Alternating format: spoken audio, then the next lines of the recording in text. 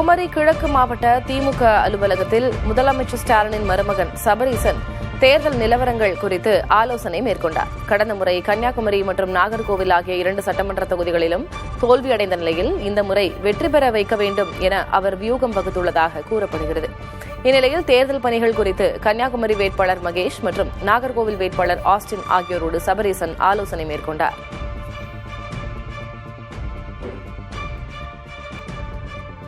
தமிழக சட்டமன்ற தேர்தலில் இளைஞர்களின் வாக்குகள் முக்கியத்துவம் வாய்ந்ததாக மாறியுள்ளது. சட்டமன்ற தேர்தலையொட்டி எஸ்ஐஆர் திருத்தத்திற்கு பின் இறுதிக்கட்ட வாக்காளர் பட்டியல் வெளியாகியுள்ளது. மாநிலத்தின் மொத்த வாக்காளர் எண்ணிக்கை 5.73 கோடியாக உயர்ந்துள்ளது. இதில் கடந்த முறையை விட 6.35 லட்சம் பேர் கூடுதலாக சேர்ந்துள்ளனர். பெண் வாக்காளர்களின் எண்ணிக்கை 2.93 கோடி. ஆண்களை விட பெண்களே தமிழகத்தில் அதிக எண்ணிக்கையில் இருக்கிறார்கள். வயதுவாரி அடிப்படையில் 40 முதல் 49 வயதுடையோர் 1.19 கோடி பேரோடு முதல் இடத்தில் உள்ளனர். 18 முதல் 19 வயதுடைய 14,59,000 புதிய வாக்காளர்கள் மற்றும் 20 முதல் 39 வயதுடைய சுமார் 2,23 லட்சம் இளைஞர்கள் இந்த தேர்தலின் போக்கை மாற்றும் சக்தியாக உருவெடுத்துள்ளனர்.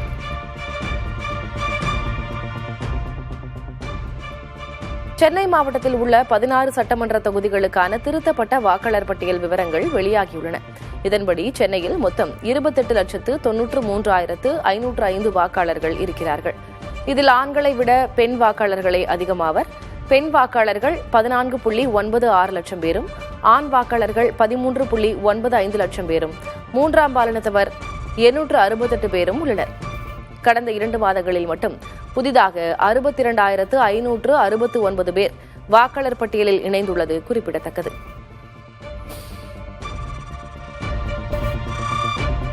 வாக்காளர் விவரங்கள் வயது வாரியாக தெரியவந்துள்ளது. தமிழகத்தில் 5,73 லட்சம் வாக்காளர்கள் உள்ளதாக அறிவிக்கப்பட்டுள்ளது. இதில் ஆண் வாக்காளர்கள் 2,80 லட்சம் பேர், பெண் வாக்காளர்கள் 2,93 லட்சம் பேர், மூன்றாம் பாலினத்தவர் 7,728 பேரும் உள்ளதாக அறிவிக்கப்பட்டுள்ளது. வெளியாகியுள்ள வயது வாரியான புள்ளி விவரங்களில் அதிகபட்சமாக 40 முதல் 49 வயதுக்குட்பட்ட வாக்காளர்களே சுமார் 1,19 லட்சம் பேர் உள்ளனர். இவர்களுக்கு அடுத்தபடியாக 30 முதல் 39 வயதுடையோர் 1.16 கோடி பேர் இருக்கிறார்கள். மேலும் முதல் முறை தங்கள் ஜனநாயக கடமையாற்ற காத்திருக்கும் 18 முதல் 19 வயதுடைய புதிய இளம் வாக்காளர்கள் 14,59,000 பேர் இந்த பட்டியலில் இணைந்துள்ளது குறிப்பிடத்தக்கது. சட்டமன்ற தேர்தலுக்கு இன்னும் சில நாட்களே உள்ள நிலையில் ஒவ்வொரு ஊர்களிலும் வேட்பாளர்கள் தீவிர பரப்புரையில் ஈடுபட்டு வருகின்றனர். திருக்கோவிலூர் தொகுதியில் போட்டியிடும் தனது மகனுக்காக முழக்கமிட்டு பொன்முடி வாக்கு சேகரிப்பில் ஈடுபட்டார்.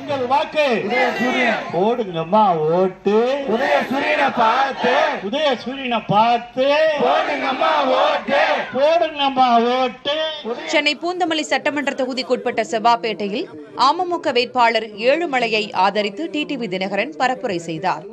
வாக்காளர் சட்ட திருத்தத்திற்கு பின் சென்னையில் 12 லட்சம் பேர் நீக்கப்பட்டதால் திமுகவினர் பயப்படுவதாக தினகரன் விமர்சனம் செய்தார். திருவண்ணாமலை மாவட்டம் கீழ்பெண்ணாத்தூர் சட்டமன்ற தொகுதி அதிமுக வேட்பாளர் எஸ் ராமச்சந்திரன் கிராமம் கிராமமாக திறந்தவெளி ஜீப்பில் சென்று வாக்காளர் மத்தியில் அதிமுக ஆட்சிக்கு வந்தால் என்னென்ன திட்டங்கள் தருகிறோம் என்பதை விளக்கி கூறி இரட்டை இலை சின்னத்திற்கு வாக்கு சேகரித்தார். ஏற்கனவே வாங்காமல் இருக்கிற அத்தனை குடும்ப தலைவிக்கும் 2,000 வழங்கப்படும் என்றுதான் சொல்லியிருக்கிறார். உடுமலை அருகே உள்ள மலைவாழ் கிராமங்களுக்கு சென்று திமுக வேட்பாளரான ஜெயராமகிருஷ்ணன் தீவிர வாக்கு சேகரிப்பில் ஈடுபட்டார். மதுரை ஆரப்பாளையத்தில் அகில இந்திய புரட்சித் தலைவர் மக்கள் முன்னேற்றக் கழக வேட்பாளர் சக்கரவர்த்தியை ஆதரித்து சசிகலா தீவிர பிரச்சாரம் மேற்கொண்டார். கூட்டத்தில் உரையாற்றிய அவர் மக்களை ஏமாற்றும் அரசுக்கு முடிவு கட்டவே தான் வந்துள்ளதாக கூறினார்.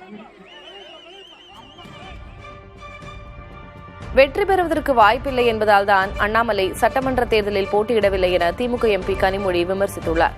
ராணிப்பேட்டையில் செய்தியாளர்களிடம் பேசிய அவர் திமுக தேர்தல் பயத்தில் இருப்பதாக அண்ணாமலை கூறிய கருத்தை சுட்டிக்காட்டி தேர்தல் பயம் என்பது அவர்களுக்குத்தான், திமுகவிற்கு இல்லை என தெரிவித்தார்.